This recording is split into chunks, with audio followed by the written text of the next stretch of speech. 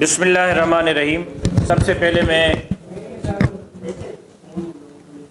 Karachi press club کے تمام صحافی بھائیوں کا شکریہ ادا کرتا ہوں کہ آپ نے ہمیں وقت دیا، اور معذرت بھی کرتا ہوں کہ آپ کو انتظار کرنا پڑا کہ پی ڈی ایم کے سربراہ اور جمعیت علماء اسلام کے مرکزی امیر حضرت مولانا فضل الرحمان صاحب کی پریس کانفرنس چل رہی تھی، جس کی وجہ سے ہمیں انتظار کرنا پڑا۔ میں اپنے قائد حضرت مولانا فضل الرحمان صاحب کے آج کی پریس کانفرنس کی گفتگو کو آگے بڑھاتے ہوئے آپ سے چند باتیں عرض کرنا چاہتا ہوں۔ سب سے پہلے تو کراچی پریس کلب کے تمام صحافیوں سے بالخصوص اور پورے پاکستان کے صحافیوں سے بالعموم ارشد شریف شہید اور محترمہ صدف نعیم شہید کی شہادت پر اظہار تعزیت کرتا ہوں۔ مرحومین کے بلندی درجات کے لیے دعا کرتا ہوں اور ان کے اہل خانہ کے صبر کے لیے اللہ تبارک و تعالی سے دعا کرتا ہوں۔ یقیناً صحافی بھائیوں کی ملک کے جمہوری تسلسل کے لیے، آئین کے بالادستی کے لیے، عوام الناس کے حقوق کی جد و جہد لڑنے میں، اپنے صحافتی کردار کو ادا کرنے میں جو ایک کردار ہے اس کو کسی صورت نہیں بھلایا جا سکتا۔ میں آج کے اس پریس کانفرنس کے ذریعے تمام صحافی بھائیوں کو ان کے اس جرأت مندانہ کردار پر دل کے گہرائیوں سے مبارکباد پیش کرتا ہوں۔ ایک مرتبہ پھر ملک کے اندر لانگ مارچ کی باتیں ہو رہی ہیں اور لانگ مارچ ہو رہا ہے۔ ایک مرتبہ پھر ملک کے اندر خونی انقلاب کی باتیں ہو رہی ہیں۔ وہ بات جو حکیم سعید مرحوم نے کی، وہ بات جو ڈاکٹر اسرار احمد خان نے کی، وہ بات جو جنرل حمید گل نے کی، وہ بات جو میرے قائد گزشتہ 16-17 سالوں سے کرتے ہوئے آ رہے ہیں، آج وہ بات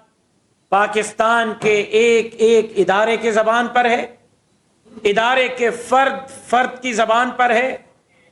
آج پاکستان کے عوام، پاکستان کے صحافی، پاکستان کے تاجر اسی بیانیے پر غور اور فکر کر رہے ہیں جو بیانیہ 16 سال پہلے میرے قائد مولانا فضل الرحمان صاحب نے قوم کو دیا۔ یقیناً آج یہ بات ماننا پڑے گی کہ مولانا فضل الرحمان کا موقف، جس کو توڑ موڑ کر بھی پیش کیا گیا، جس پر ہمارے مذاق بھی اڑائے گئے، جس پر مولانا فضل الرحمان کو تنقید کا نشانہ بھی بنایا گیا، جس پر مولانا فضل الرحمان کے راستے کی رکاوٹیں بھی بنائی گئیں، جس پر مولانا صاحب کو بیانیہ واپس لینے کے لیے نیب اور باقی معاملات سے ڈرانے کی بھی کوشش کی گئی، آج وقت نے ثابت کر دیا کہ مولانا فضل الرحمان صاحب کا وہ بیانیہ عمران خان یا فتنہ خان کے بارے میں 100% درست تھا۔ آج وہ شخص جہاد کی باتیں کر رہا ہے۔ اسی ملک میں تحریک لبیک نے جہاد کی باتیں کی، اس کے ساتھ کیا کیا گیا؟ اسی ملک میں الطاف حسین نے جہاد کی باتیں کی، اس کے ساتھ کیا کیا گیا؟ اسی ملک میں مولانا مسعود اظہر نے، فضل الرحمان خلیل نے، تحریک طالبان پاکستان نے جہاد کی باتیں کی، اس کے ساتھ کیا کیا گیا؟ اگر یہی جہاد کا نعرہ لے کر اگر کراچی سے جمعیت علماء لانگ مارچ کا آغاز کرے، کیا اس کی اجازت دی جائے گی؟ کیا جماعت اسلامی یا کوئی اور مذہبی جماعت جہاد کا نام لے کر کراچی سے لانگ مارچ کا آغاز کرے، کیا اس کی اجازت دی جائے گی؟ کیا ایک ایسے وفاقی وزیر رہنے والے جو اپنے ہی پی ٹی آئی کے صوبائی وزیر کے قتل کیس میں نامزد ملزم ہے ایف آئی آر میں، علی امین گنڈاپور جو دہشت گرد ہے، جو سب سے بڑا خیبر پختونخوا کا دہشت گردی کی علامت ہے، جس نے اپنے پارٹی کے صوبائی وزراء کو FIR کے متن کے تحت قتل کروایا، اس کی آئیڈیو لیک ہوئی ہے، ہتھیار کٹھے کر رہا ہے، لوگ کٹھے کر رہا ہے، جو چاہتا ہے کہ شہد کو بھی، شراب کو بھی شہد بنا دیتا ہے۔ اگر ایسی کوئی آئیڈیو لیک جمعیت علماء اسلام کے کسی کارکن کی لیک ہوتی، اس کے ساتھ کیا حشر ہوتا؟ کیوں کر عمران خان کے جہاد کے اس جو غلط مقصد پیش کر رہا ہے، جہاد جیسے عظیم نام کی غلط تشریح کر رہا ہے، وہ جہاد کا عظیم فریضہ جو اسلام کے بنیادی اراکین میں شامل ہے، قوم کو اس کا غلط معنی اور مقصد دے رہا ہے، اس کے خلاف کیوں کارروائی نہیں ہو رہی؟ آج آپ دیکھیں، امر بالمعروف آج بھی کنٹینر پر لکھا ہوا ہے۔ امر بالمعروف کا حکم تو قرآن نے کیا، امر بالمعروف کا حکم تو اللہ تبارک و تعالی اور جناب رسول اللہ صلی اللہ علیہ وسلم کی تعلیمات میں ہے۔ آج کنٹینر پر امر بالمعروف کی آیت لکھی ہوئی ہے اور اس کے اوپر جوتوں کے ساتھ کھڑا ہے، ایاک نعبد و ایاک نستعین سے گفتگو کو شروع کر رہا ہے۔ آج اسی کنٹینر پر جس پر امر بالمعروف کی آیت لکھی ہوئی ہے، وہاں سے ایاک نعبد و ایاک نستعین سے شروع کر کے مدینے کی ریاست اور جہاد تک کی باتیں کرتا ہے، اور اسی پہ دختران قوم ناچ رہی ہیں۔ پاکستان کی بیٹیاں، مسلمانوں کی بیٹیاں مخلوط ڈانس مارچ کر رہی ہیں۔ میں آج اس پریس کانفرنس کے ذریعے تمام مکاتب فکر کے علماء اکرام، تمام دارالعلوموں کے مفتیان اعظام، تمام ان مذہبی رہنماؤں کے خدمت میں اپیل کرتا ہوں، سوال چھوڑتا ہوں، فتویٰ پوچھتا ہوں کہ بتائیں کہ اسلام کا جو غلط رخ پیش کرے، امر بالمعروف کی جو غلط تشریح کرے، ایاک نعبد و ایاک نستعین کو غلط رخ میں پیش کرے، جو مدینے کے ریاست کو غلط رخ میں پیش کرے، جو دختران قوم کو میوزک اور ڈھول اور تھاپ پر نچا کر اس کو جہاد سے تعبیر کرے، جس کے دھرنے میں شریک خواتین اپنے آپ کو ننگا کرنے کی باتیں کریں، جہاں چرس چلتی رہے، جہاں افیون چلتی رہے، جہاں جو ہے وہ بندوقوں کا استعمال ہوتا رہے، جہاں نماز کا وقفہ نہ ہو، جہاں ایاک نعبد و ایاک نستعین کے ساتھ مخلوط ڈانس کی جائے، یہ اسلام کا کیسا چہرہ متعارف کیا جا رہا ہے؟ کیا اسلام اس کی اجازت دیتا ہے؟ اسلام کی غلط تشریح کرنے والے کی اسلام میں سزا کیا ہے؟ قرآن نے ایسے افراد کے لیے کیا حکم دیا ہے؟ جناب رسول اللہ صلی اللہ علیہ وسلم نے ایسے افراد کے لیے کیا حکم دیا ہے؟ اگر آج مدارس دینیہ، اگر آج مفتیان اعظام، اگر آج تمام مکاتب فکر امر بالمعروف کی صحیح تشریح کے لیے باہر نہ نکلے، اگر آج علماء اکرام ایاک نعبد و ایاک نستعین کے غلط رخ پیش کرنے والے کے مد مقابل میدان میں نہ نکلے، اگر آج مدینے کی ریاست اور جہاد کے نام کو غلط استعمال کرنے والے کے خلاف نہ نکلے، شاید ہماری آنے والی نسلیں مخلوط ڈانس کو اسلام سمجھیں گی، شاید ہماری آنے والی نسلیں میوزک، ڈھول اور تھاپ کو امر بالمعروف سمجھیں گی، شاید ہماری آنے والی نسلیں اس طرح کے بد تہذیبی، بد کرداری، مغربی روایات کو مدینے کی ریاست سے نعوذ باللہ تعبیر کریں گے۔ علماء اکرام بتائیں، قوم کی رہنمائی کریں، ہمیں فتویٰ دیں، اس فتوے کے تحت ہم عمران خان کو گریبان سے پکڑ کے کہیں گے کہ تم اسلام کے بھی دشمن ہو، پاکستان کے بھی دشمن ہو، قرآن کی بھی غلط تشریح کرنے والے ہو، حدیث کی بھی غلط تشریح کرنے والے ہو، لہذا تمہاری شریعت کے روح سے یہ سزا ہے اور وہ سزا اس کو ملنی چاہیے۔ کسی کو قرآن کی اور حدیث کی غلط تشریح کرنے کی اب مزید اجازت نہیں دی جائے گی۔ میں پوچھنا چاہتا ہوں کہ جہاد مارچ، تم جہاد مارچ کر رہے ہو، تم تو فتنہ مارچ ہو، کہ تم ارشد شریف شہید کے لیے اقرار کر چکے ہو کہ ارشد شریف شہید کو باہر بھیجنے پر میں نے مجبور کیا۔ تمہارے CCTV فوٹیجز نے ثابت کیا ہے کہ خیبر پختونخوا کی حکومت نے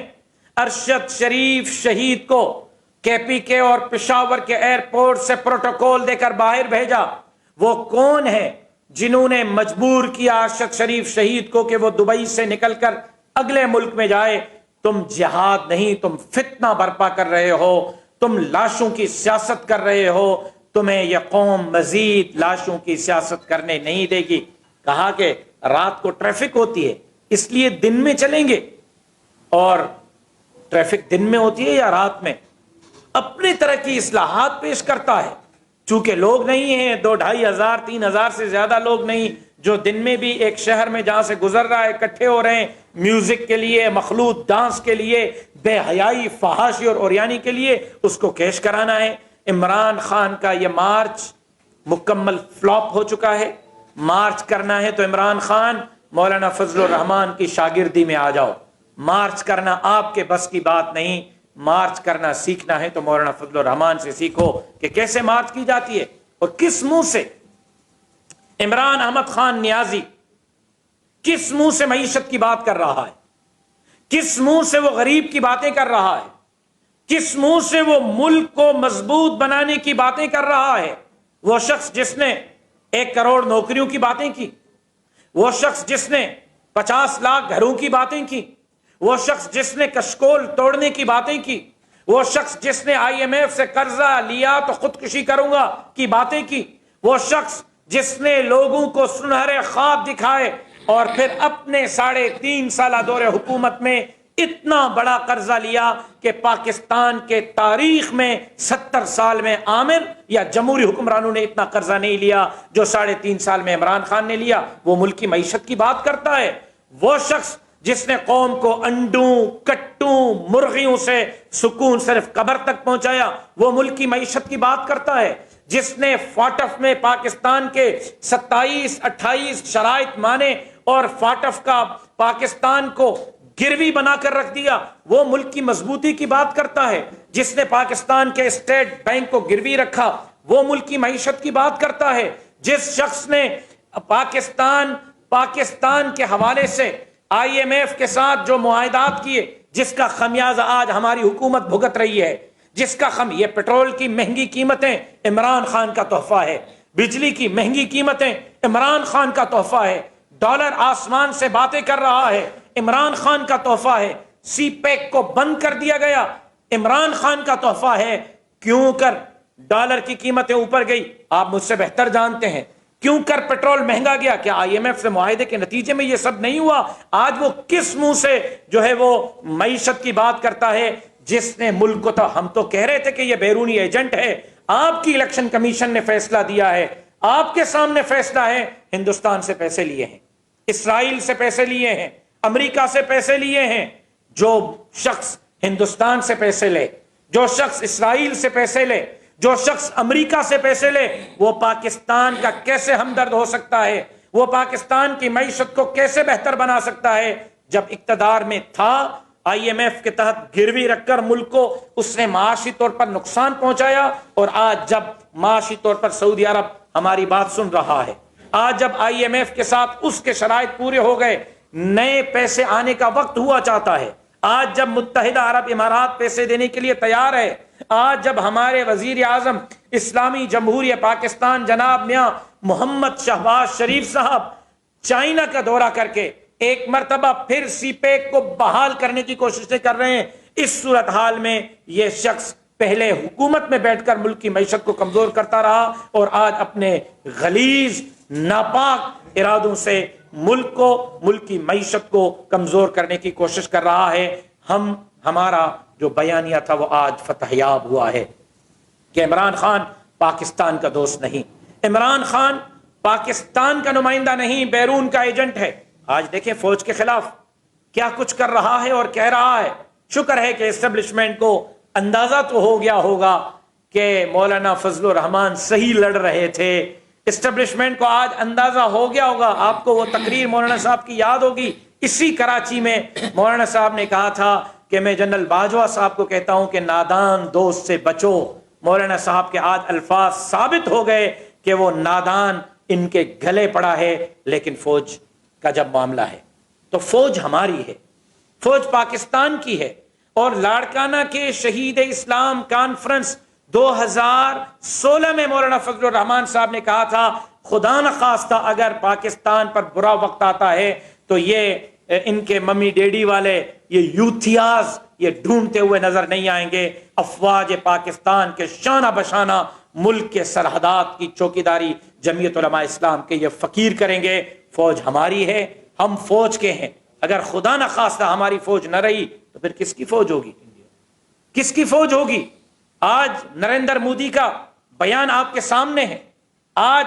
ڈیفینس منسٹر ہندوستان کے شادمانے آپ کے سامنے ہیں، آج ہندوستان کے ٹی وی کے جشن آپ کے سامنے ہیں، آج لندن میں پی ٹی آئی کے کارکنان کے ساتھ ہندوستانی شہری ہندوستان کے جھنڈے اٹھا کر پی ٹی آئی زندہ باد کے نعرے لگا رہے ہیں، عمران خان زندہ باد کے نعرے لگا رہے ہیں۔ آج ہندوستانی شہری عمران خان کو مزید فنڈز دینے کی باتیں کر رہے ہیں۔ کیا ابھی بھی کوئی سینگ اگیں گے عمران خان کے اوپر جس پہ لکھا ہوگا کہ یہ ملک کا غدار ہے؟ پھر آپ مانیں گے؟ ہم اس قوم کو پچھلے 16 سال سے عمران خان کے فتنے سے آگاہ کرتے ہوئے آ رہے ہیں، ہم مزید بھی آگاہ کرتے رہیں گے، اور انشاءاللہ یہ گند جو پاکستان کے خلاف ہے، افواج پاکستان کے خلاف ہے، ملک کی معیشت کے خلاف ہے، جو ملک کو توڑنے کے لیے نکلا ہے، جمعیت علماء اسلام نے 16 سال گلی کوچوں میں اس کا مقابلہ کیا ہے، اب بھی جمعیت علماء اسلام اس کا مقابلہ کرتی رہے گی۔ لیکن میں آج مطالبہ کرتا ہوں ارشد شریف شہید کیس میں عمران خان کو اس بیان کے تحت کہ میں نے اس کو باہر جانے کا مشورہ دیا نامزد کرنا چاہیے۔ میں مشورہ دوں گا، مطالبہ کروں گا کہ صدف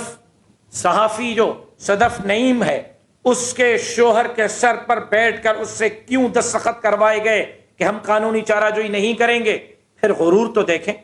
پھر تکبر تو دیکھیں۔ صدف نعیم کے تعزیت کے لیے جا رہا ہے تو پھر 2 صحافیوں کے پاؤں پر گاڑی چڑھاتے ہوئے ان کے پاؤں کو کچلتے ہوئے صدف نعیم کے جنازے اور تعزیت کے لیے جا رہا ہے، پھر واپس آ کے تعزیت سے کنٹینر پہ کھڑے ہو کے میوزک چلا رہا ہے۔ اس کو شرم نہیں آتی کہ تمہارے کنٹینر کے نیچے صحافی شہید ہوئی ہیں، تم اس کے احترام میں کم سے کم پورا دن قرآن مجید کی تلاوت چلوا لیتے، ہم مان لیتے کہ واقعی تم مدینے کے ریاست کے نمائندے ہو۔ لیکن کاش کہ یہ بات جو 16 سال کے بعد ہماری اسٹیبلشمنٹ کو سمجھ آ گئی ہے وہی بات باقی لوگوں کو بھی سمجھ آ جائے۔ اگر سمجھ نہیں آئی تو میرے منہ میں خاک، عمران خان ملک توڑنا چاہتا ہے، لیکن جمعیت علماء اسلام عمران خان کو کسی صورت ملک توڑنے کی اجازت نہیں دے گی۔ اور پھر عجیب بات ہے، میں تو بڑا حیران ہوں، پرچیاں لہرائیں کہ امریکہ نے سازش کی ہے۔ میں تو بڑا حیران ہوں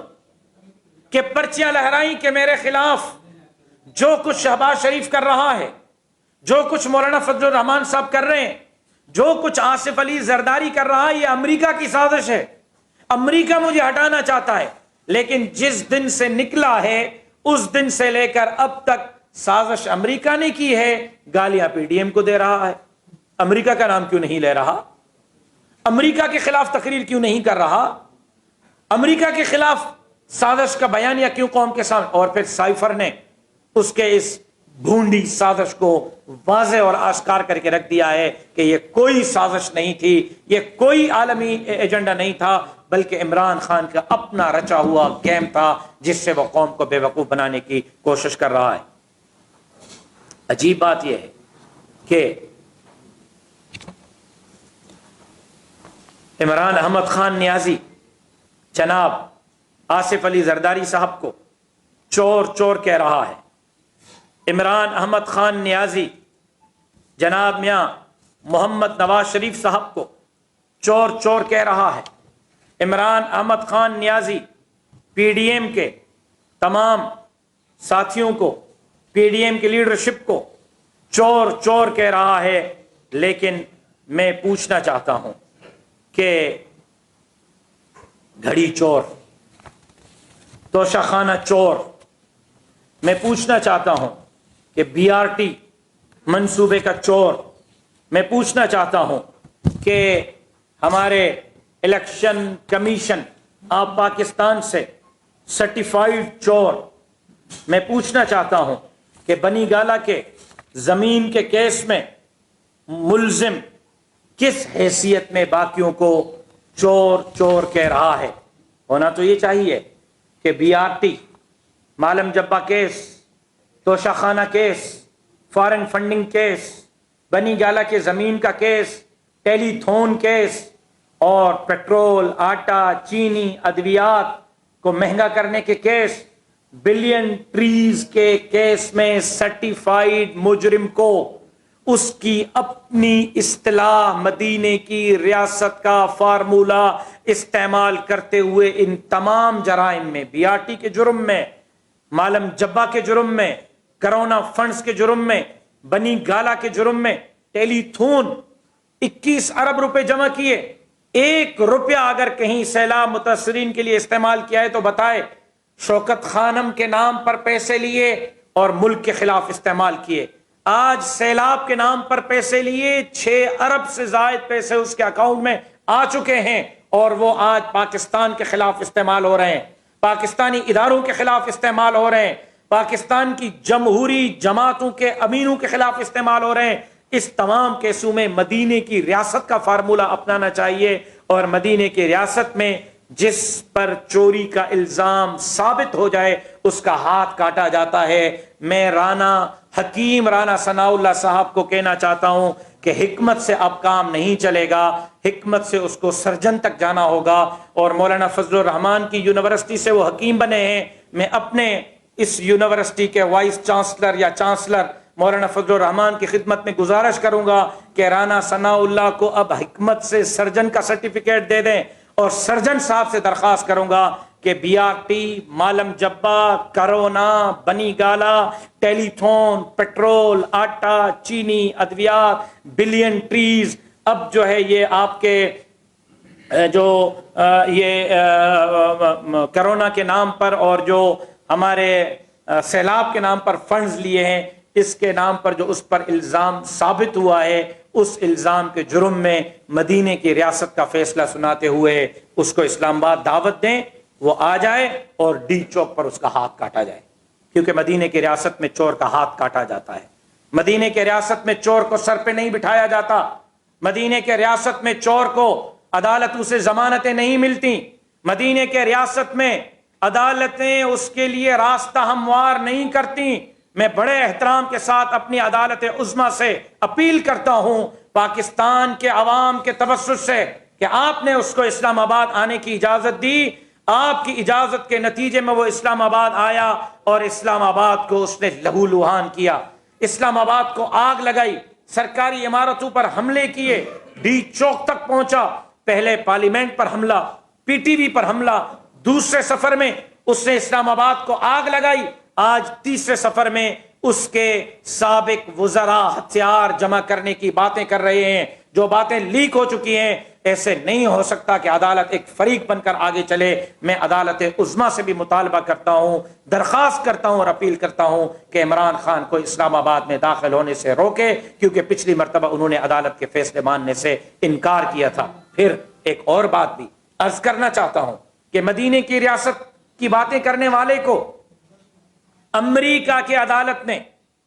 سرٹیفائیڈ ناجائز بچی کا باپ ڈکلیئر کیا ہے۔ مدینے کی ریاست کے جھوٹے دعوے دار کو امریکہ کے عدالت نے یہ بتایا ہے کہ وہ ٹریان کا ناجائز باپ ہے، تو پھر کھولیں شریعت کی کتابوں کو، پھر کھولیں قرآن اور حدیث کے احکامات کو کہ ایسے شخص کے بارے میں شریعت اور مدینے کی ریاست کیا حکم کرتی ہے۔ شریعت کہتی ہے کہ ایسے شخص کو پتھر مار کر سنسار کر دینا چاہیے۔ میں مطالبہ کرتا ہوں پاکستان کی عدالت سے کہ چونکہ یہ مدینے کی ریاست کا جھوٹا نام لے رہا ہے، لہذا اس پر مدینے کے ریاست کے اس فیصلے پر امپلیمنٹ کراتے ہوئے اس کو سنسار کرنے کا حکم دیا جائے، تاکہ آئندہ کوئی کسی معصوم بچوں کی عزتوں کے ساتھ کھلواڑ نہ کرے۔ اور پھر وہ کہاں ہے بندہ جس نے کہا تھا کہ کچھ ویڈیوز ہیں، یہ سیاست نہیں ہونی چاہیے، ہم اس سیاست کے مخالف ہیں، لیکن قوم کو اس کا اصل چہرہ دکھانا چاہیے کہ در حقیقت عمران خان ہے کیا، اس کا اخلاقی لیول کیا ہے، اس کا اخلاقی کردار کیا ہے. اس کی اپنی سابقہ اہلیہ کا کتاب اور اب جو ویڈیوز رکھی ہوئی ہے دبا کے جو جاری نہیں کر رہے، وہ اگر منظر عام پر آ گئیں تو شرم کے مارے پوری قوم کا سر جھک جائے گا کہ یہ شخص ہمارا وزیر اعظم رہا ہے،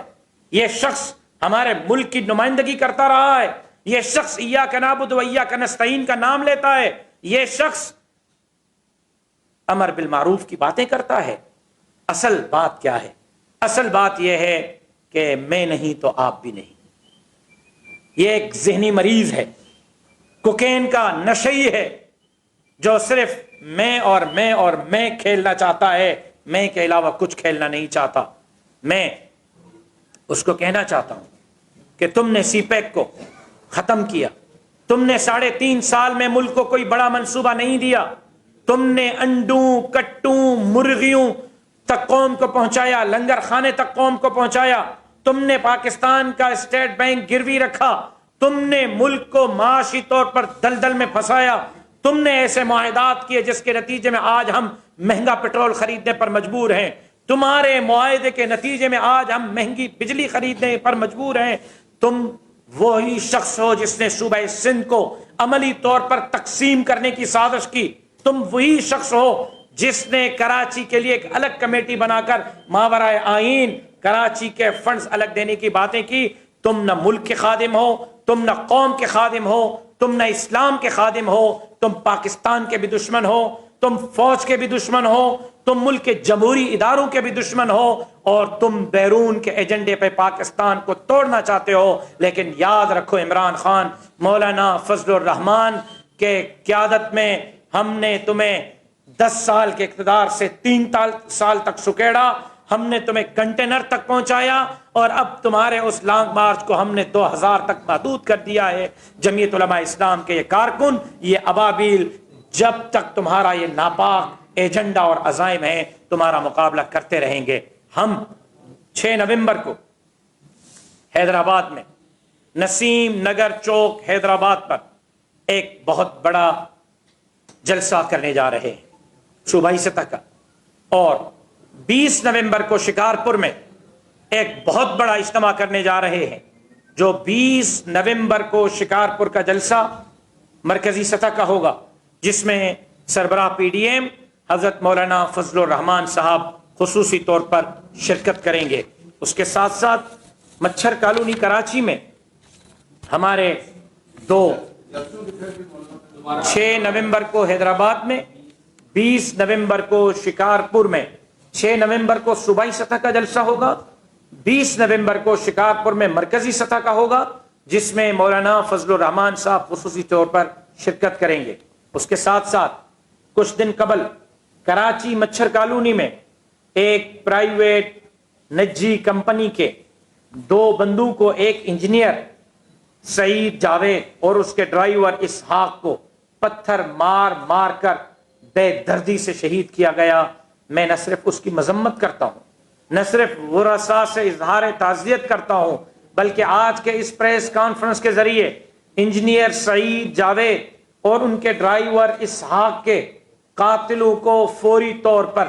کیفر کردار تک پہنچانے کے لیے ایک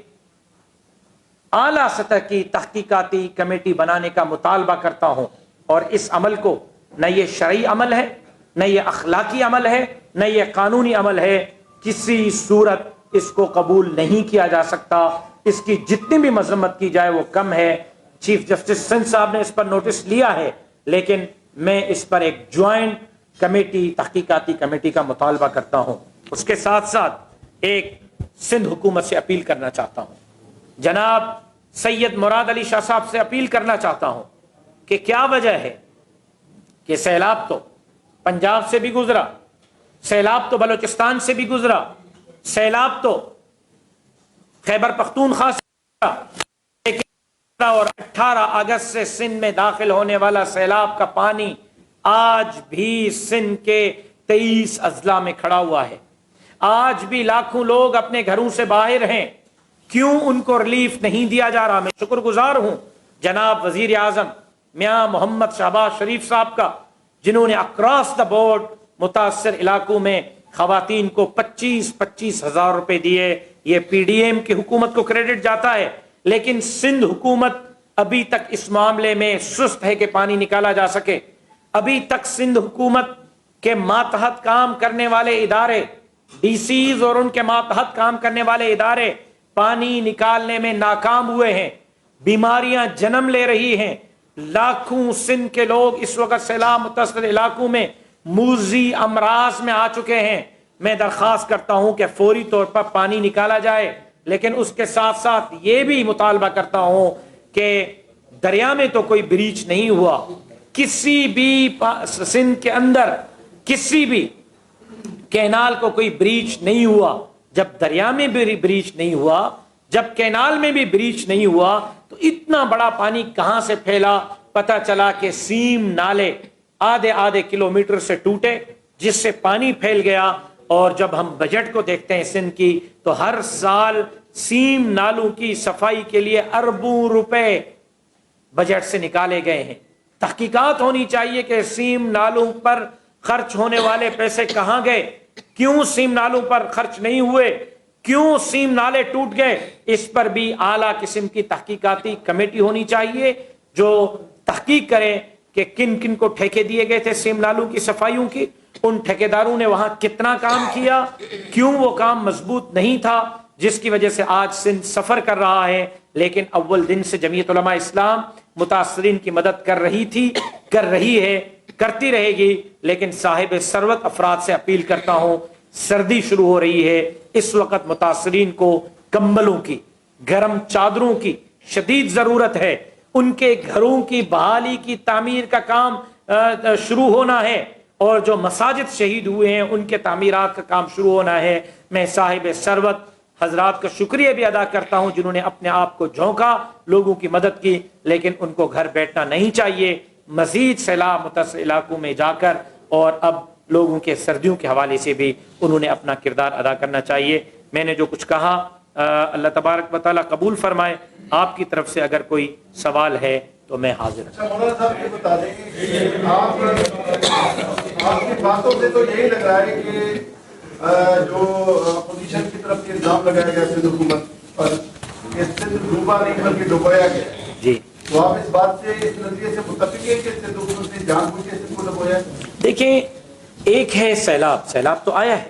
اس سے کے پی کے بھی متاثر ہوا ہے، پنجاب بھی ہوا ہے اور بلوچستان بھی ہوا ہے. اور بلوچستان اراضی کے لحاظ سے شاید سندھ سے زیادہ متاثر ہوا ہے، لیکن آبادی چونکہ سندھ میں زیادہ ہے آبادی کے لحاظ سے، لیکن وہاں سے پانی نکلا ہے، سندھ سے کیوں نہیں نکلا؟ یہ ایک الگ الگ چیزیں ہیں کہ متاثر تو پورا ملک ہوا، چاروں صوبوں میں سیلاب آیا، سندھ میں بھی اس سیلاب کے اثرات آئے. بارش سب سے زیادہ پاکستان میں جو ریکارڈ کی گئی وہ سندھ میں ریکارڈ کی گئی، نوشہر و فیروز میں، موہنجو داڑو پہ، کہ 70 سال اور 80 سال میں اتنی بارش نہیں ہوئی جتنی ایک گھنٹے میں بارش ہوئی. لیکن اس کے بعد اب تک کا جو کردار ہے اس پہ ضرور سوالات عوام اٹھا رہے ہیں، لوگ اٹھا رہے ہیں. ہم نے یہ پہلے دن طے کیا تھا کہ ہم نے سیاست کی ہے، ڈنگے کی چوٹ پر سیاست کریں گے، لیکن یہ وقت سیاست کا نہیں. یہ وقت تمام این جی اوز نے، تمام حکومتوں نے، تمام جماعتوں نے، تمام صاحب ثروت لوگوں نے مل کر لوگوں کے بحالی کے لیے کردار ادا کرنے کا، اور جمعیت علماء اسلام نے اس میں اول دستے کا کردار ادا کیا ہے. لیکن یہ سوال اب پوچھا جا رہا ہے، آج میں پوچھ رہا ہوں اس امید کے ساتھ کہ وزیر اعلیٰ صاحب اس کا ضرور جواب دیں گے کہ پانی کیوں نہیں نکل رہا. اس سے یہ تاثر بڑھ رہا ہے کہ آیا تو سیلاب تھا، لیکن اب سیلاب سے جان نہیں چھوٹ رہی سندھ حکومت کی غلط کارکردگی کی وجہ سے. صاحب اپوزیشن لیڈر علی مادن سے کہہ رہے تھے کہ کچھ گھر والی ہے سازش کرے پی ٹی ایم اور پیپلز پارٹی کے وہ الگ کرے تھے شاید تو آئے تھا کسی کے ذاتی گھر پر، کسی کے ذاتی پردے پر، کسی کے چار دیواری پر بات کرنا ہماری روایات نہیں، یہ عمران خان کی روایات ہیں. ہم کسی کے چادر اور چار دیواری کو نہیں اچھالتے. لیکن اگر یہ بات کر رہا ہے تو کیا یہ شادی بھی مسلم لیگ نون اور پیپلز پارٹی نے کروائی تھی؟ پہلے اس کی تحقیق ہونی چاہیے. اگر ان کے کہنے پہ شادی ہوئی تھی تو یقیناً ٹوٹی بھی ان کے کہنے پر ہوگی. اگر اپنی مرضی سے ہوئی ہے تو پھر ٹوٹی بھی اپنی مرضی سے ہوگی.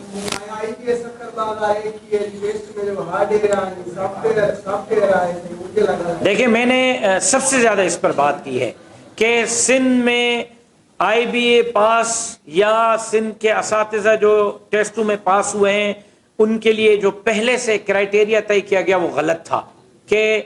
ایک ہارڈ ایریا، ایک سافٹ ایریا، پھر وہاں نمبرنگ کم کی گئی، پھر غیر مسلموں کے لیے الگ صورتحال رکھی گئی، مسلمز کے لیے الگ رکھی گئی، جو بہت بڑی زیادتی تھی۔ اگر اسی وقت میرٹ رکھی جاتی تو یہ چیز نہ ہوتی۔ لیکن اب بھی میں مطالبہ کرتا ہوں کہ ایک ہی فارمولے کے تحت پورے سندھ کے ان آئی بی اے ٹیسٹ پاس ٹیچروں کو نوکریاں دی جائیں، 2 یا 3 طریقے نہ اپنائے جائیں۔ میں کہہ چکا ہوں نا بھائی، میں کہہ چکا ہوں کہ سب کو ایک ہی فارمولے کے تحت نوکریاں دینی چاہیے۔ جی بہت شکریہ جی، تھینک یو ویری مچ۔